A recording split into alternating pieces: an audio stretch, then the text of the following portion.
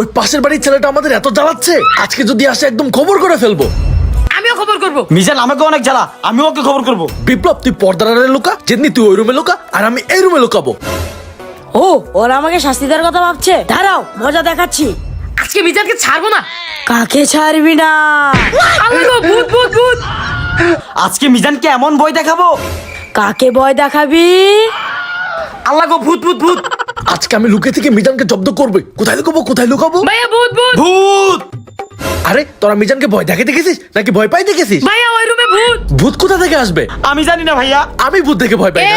এই ভূত যদি দেখো না প্যান ভিজিয়ে ফেলবা। কি? বিপ্লব বিপ্লব। এটাই তোদের ভূত? আরে না, আরে আমি তো মিজানকে খুঁজতাছি। মিজান মিজান। জি ভাইয়া।